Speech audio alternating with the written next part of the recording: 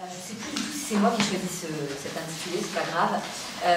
J'aurais des choses à dire sur l'intervention de Mathieu, mais je ne vais pas rogner sur mon temps de parole. Juste sur la croyance en la neutralité du droit, parce que moi je travaille donc vous êtes un magistrat et moi je travaille à l'université. C'est la même chose en réalité. Il y a la même croyance et le même mythe de la neutralité du droit qui est entretenu, savamment entretenu. Je ne sais même pas si c'est conscient, les gens vont intégrer complètement le truc, et c'est pour ça que je ne suis pas complètement d'accord avec toi pour opposer complètement les deux camps, ceux qui disent que le droit est neutre, etc., et ceux qui disent que finalement c'est un état du rapport de force, parce que ça ne suffit pas de dire que c'est la résultante du rapport des forces, mais c'est quand même, ça doit être le point, me semble-t-il, le point de départ. Et c'est pas le droit avec un grand D ou la justice avec un grand J, c'est le droit tel qu'il est, c'est le droit positif, dirait-on, c'est le droit en vigueur, le droit tel qu'il est produit par le Parlement français, l'Assemblée nationale, etc., etc. Donc c'est pas tout le droit, c'est pas le droit, hein, c'est pas les règles qui pourraient régir notre fonctionnement en société, c'est le droit tel qu'il est là, qui est quand même, me semble-t-il, la résultante d'un certain rapport de force. Et en tout cas, moi, je pars de là, pas dans mon exposé d'aujourd'hui, mais en tout cas dans ma tête. Alors, la nationalité, instrument de dépossession. Moi, j'ai voulu parler de la nationalité parce que ça me paraît quelque chose de très important. Ça me paraît en fait quelque chose d'intéressant, un outil juridique, c'est quand même été construit par les juristes, un outil particulièrement intéressant utilisé pour, me semble-t-il, boucler, verrouiller le mode d'organisation politique qui est aujourd'hui dominant, le nôtre, notre mode d'organisation politique. Alors, la nationalité, comment les juristes la définissent? Ils la définissent comme l'appartenance juridique et politique. On peut laisser ça de côté, enfin, il faut garder juridique en tout cas, l'appartenance juridique d'un individu à la population constitutive d'un État. Parce que l'appartenance d'un individu à la population d'un État donné. Parce que donc le monde aujourd'hui est divisé en États, et les États se définissent eux-mêmes comme ayant trois composantes importantes, et ça je pense que c'est vraiment hyper important de l'avoir en tête.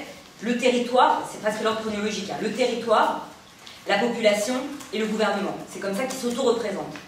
Pas n'importe quel territoire, pas n'importe quelle population, pas n'importe quel gouvernement.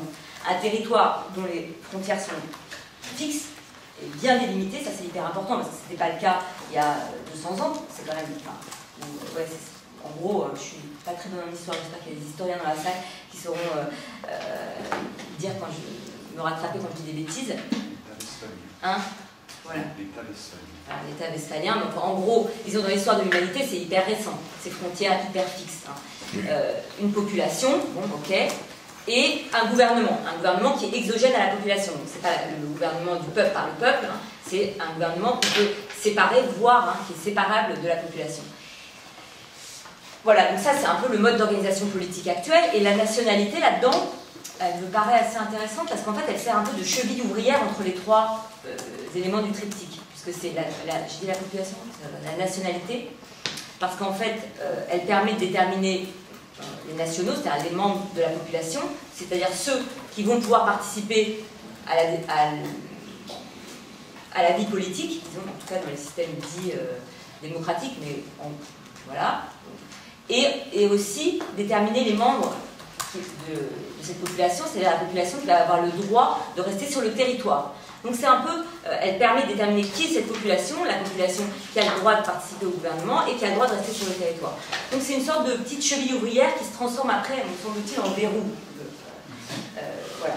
Et ce que je voudrais montrer, mais c'est peut-être une affreuse évidence, mais bon, moi il m'a fallu peut-être un moment pour le comprendre vraiment, c'est que finalement la nationalité c'est un mode, c'est vraiment une émanation de ce modèle d'organisation politique qui est l'État avec un territoire bien délimité, un gouvernement qui est séparable du peuple. Et c'est vraiment, à chaque mode d'organisation politique correspond un lien particulier entre l'individu et, disons, le corps politique. Vous allez comprendre ce que je veux dire, je vais essayer de prendre des exemples. Donc pour moi, en fait, c'est ça. La nationalité, c'est un outil qui n'a pas été inventé, je ne sais pas, dans le complot, mais c'est un truc qui s'est forgé au fil du temps et qui est vraiment corrélé, qui est contingent de notre mode d'organisation politique. Et non pas, ce qu'on essaye quand même de nous faire croire, et ce qui passe aussi un peu dans la doxa, comme on dit, et non pas un élément de notre identité, de l'identité de chaque individu. Parce que je vous rappelle quand même, vous le savez très bien, qu'aujourd'hui la nationalité, alors, je ne sais pas si vous avez une carte d'identité, mais si vous avez une carte d'identité, il y a votre nom, votre prénom, votre date de naissance, qui sont des éléments qui constituent votre identité juridique, et votre nationalité. La nationalité, ça... et bientôt, ou déjà pour certains d'entre vous, votre empreinte ADN. Donc la nationalité, ce serait presque comme des empreintes ADN, ce serait quelque chose qui vous collerait à la peau, qui serait un élément de votre identité en tant qu'être humain, quoi. Bon, évidemment non, hein, c'est une construction juridique. Mais plus que ça, c'est vraiment, à mon avis, un outil assez, vraiment, enfin, précisément situé dans le temps et, alors dans l'espace non, parce qu'aujourd'hui c'est universel, hein. Tout le monde a une nationalité et ceux qui n'en ont pas, c'est un accident et il faut absolument le réparer. Donc c'est ce côté un peu universel dans l'espace qui donne un peu cette impression que ce sera un truc vraiment fondamental, un élément d'identité de l'individu. Or, ça tombe très bien qu'il y ait des historiens dans la salle parce que il a fallu que je fasse un peu d'histoire et bon, c'est vrai que j'ai pas le temps toujours de remonter aux sources premières, etc. Donc je lis des bouquins d'historiens et je ne vais pas voir directement les sources, mais bon, donc s'il y a des bêtises, je vous serais gré de me signaler, mais en gros, bon, ça je pense pas trop dire de conneries, en disant que si on remonte par exemple au Moyen-Âge,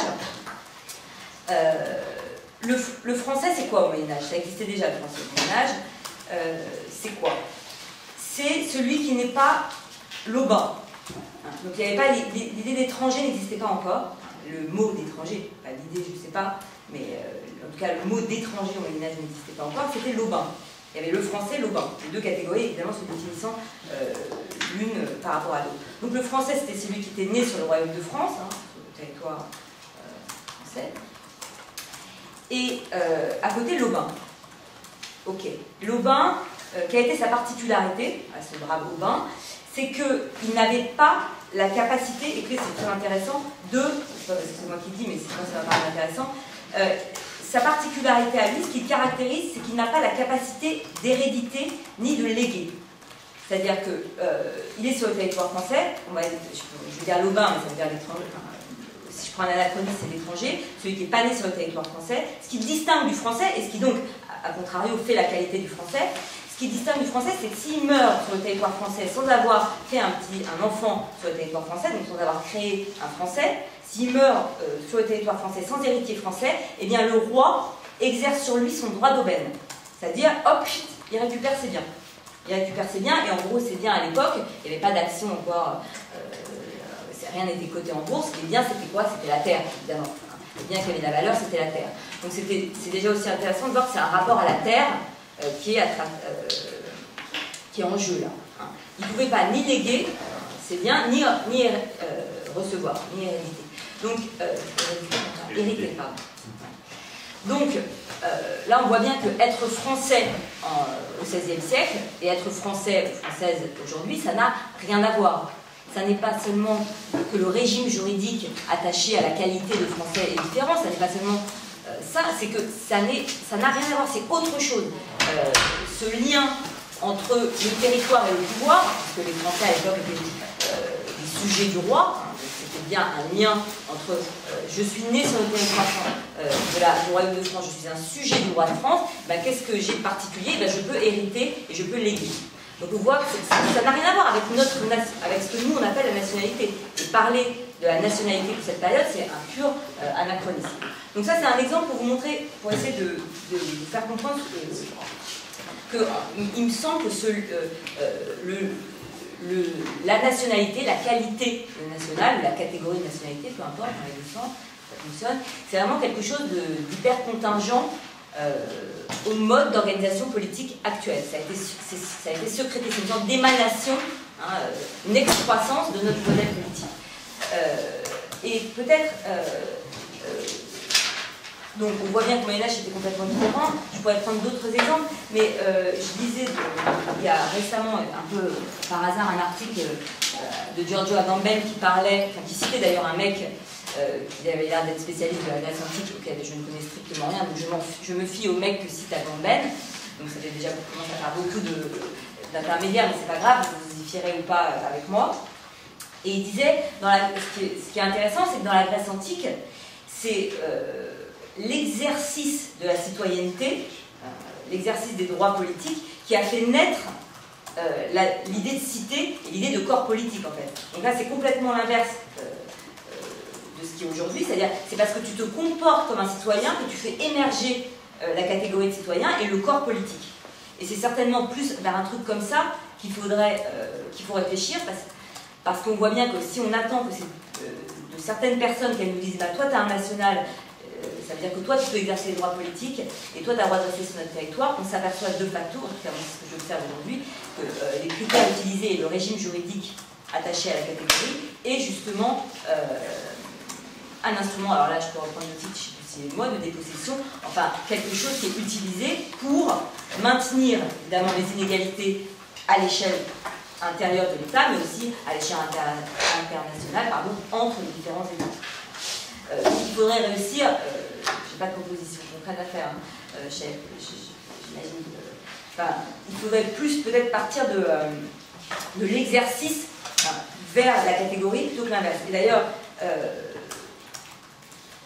la constitution montagnarde de 1793, il y avait beaucoup de choses à dire. Sur ça, j'ai pas le temps de tout dire, mais par exemple sur l'évolution justement entre citoyen, national, juste ça je ne l'ai pas dit, ça me paraît important, l'idée de nationalité, le mot même de nationalité apparaît dans les textes juridiques, genre milieu du 19e siècle. Avant on parle de soit citoyen français, soit qualité de français. Donc l'idée même, le concept est super récent. Et donc, dans cette constitution montagnarde de 1793, qui n'est jamais malheureusement entrée en vigueur, enfin malheureusement je ne sais rien, j'y pensais là, il n'y a pas longtemps, en fait c'est formulé un truc comme ça, genre, et français, celui qui alors réside en France depuis je ne sais plus combien de temps, ça, hein, et celui qui nourrit un vieillard, adopte un enfant.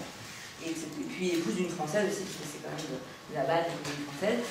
Donc nourrit un vieillard, adopte un enfant. Donc quelque part on peut dire, là c'est presque, pas comme la cité grecque, mais je me disais c'est aussi, on parle de l'exercice d'un être politiquement, c'est-à-dire interagir avec ceux qui sont à côté de toi, hein, pour que l'enfant ne crève pas de faim, que le vieillard ne crève pas de faim, c'est-à-dire avoir un acte politique, au sens large. Et hop, comme ça, t'es français. C'est pas mal comme idée. Bon, voilà. Je referme cette petite parenthèse. Donc voilà, ce que je voulais dire, c'était que la première chose, enfin un peu l'intro, si je puis dire, c'est que ça me semble vraiment la nationalité un outil hyper contingent, une émanation voilà, du mode d'organisation politique de l'État-nation.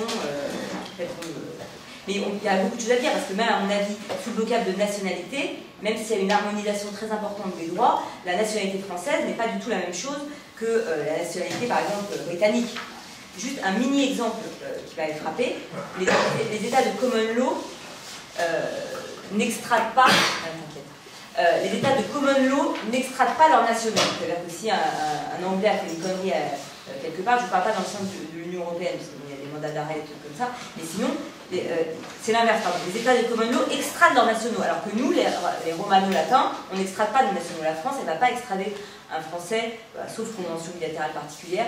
Donc ça veut dire déjà qu'ils n'ont pas la même idée du lien entre l'individu et le système politique, me semble-t-il. Enfin bref, je ferme et tout ça pour arriver au cœur de mon sujet, où il me reste quelques minutes, enfin pas le cœur, mais une illustration. La nationalité française, aujourd'hui. En quelques mots, parce que j'ai 6 minutes, peut-être partir donc, dans ce genre de construction que sont les catégories juridiques, il y a des conditions pour relever la catégorie et après un régime qui lui est attaché. C'est peut-être ça qu'il faut revoir. Et c'est justement la mise en regard des conditions et du régime qui fait le propre de la catégorie. Peut-être partir de ce qui est le plus concret, c'est-à-dire le régime aujourd'hui qui est attaché à la qualité de français ou à contrario celle d'étranger. encore une fois, ici, il faut faire un tout petit peu d'évolution historique. Avant, en gros, je vais très vite, hein, jusqu'à, disons, la moitié du XXe siècle, jusqu'à après la Deuxième Guerre mondiale, ce qui caractérisait l'étranger, c'est qu'il était discriminé dans l'exercice de la plupart des droits civils. Par exemple, pour saisir un juge, Mathieu, hein, quand tu étais un étranger, tu devais déposer une somme d'argent. Il y a un certain nombre de contrats que tu ne pouvais pas conclure. C'est-à-dire que dans la vie de tous les jours, il y a un certain nombre d'emplois que tu ne pouvais pas exercer. C'est toujours le cas aujourd'hui, mais c'est beaucoup plus réduit. Donc bref, dans la vie de tous les jours, dans l'exercice des droits entre personnes privées de tous les jours, c'était galère d'être un étranger. Aujourd'hui, en France, et dans l'Union européenne, disons en gros, je reciterai, et après on pourra revenir dessus si vous voulez, mais aujourd'hui, quand on a un étranger, qu'on a le droit de séjour, c'est plus un problème de saisir un juge, c'est pas un problème de conclure d'acheter telle chose, etc., d'hériter ou de léguer, comme l'aubin, tout ça a disparu. En revanche, alors je ne parle pas évidemment, il reste des droits politiques, l'exercice de droits politiques. Moi j'ai envie de dire que ça ne m'intéresse pas beaucoup parce que je considère que l'enjeu n'est pas là, mais ça on pourra aussi discuter, mais ça c'est une constante quand même. Hein. L'étranger ne peut pas voter, etc. Bon, je laisse ça de côté, mais ce qui est vraiment, me semble, particulier et qui est aussi extrêmement récent dans l'histoire de la catégorie, c'est en fait, et ce qui est très important aujourd'hui quand on est étranger ou quand on est français à l'inverse, parce qu'il est au cœur du débat, c'est le droit d'entrée et le droit de séjourner sur le territoire français et aujourd'hui, en fait, le territoire européen. Si vous êtes étranger, si vous n'avez pas la nationalité d'un État, vous n'avez plus le droit d'entrer sur le territoire de cet État et d'y séjourner, sauf à répondre à certaines conditions qui sont de plus en plus drastiques. Et voilà, donc la nationalité est le critère utilisé pour gérer la politique d'immigration. Et avant ça, jusque dans les années 70, même s'il y avait quelques règles, jusqu'aux années 50, bon, il faudrait quand même rentrer dans les détails, bref, en gros, jusque dans les années 70, le choc pétrolier, il y avait quelques règles, mais elles n'étaient pas appliquées. N'importe qui venait en Europe, s'installait, travaillait, c'était galère, mais ça n'a rien à voir avec aujourd'hui. De toute façon, les gens ne pouvaient même pas monter dans un avion pour venir sur le territoire, sauf à avoir la nationalité d'un État riche. Encore une fois, riche, vous m'excuserez, c'est un raccourci, il y aurait beaucoup de choses à dire, d'ailleurs, c'est toujours riche. Par exemple, les Américains n'ont pas besoin de visa pour venir en France assister aux obsèques d'un camarade ou passer une semaine de vacances. Et les Israéliens non plus, les ressortissants du Vatican non plus, etc. etc. Donc, là, c'est la nationalité combinée aux critères économiques qui est utilisée pour boucler le territoire. Et, bon, j'y reviendrai tout à l'heure, j'ai pas tellement le temps d'en parler, mais il faudrait...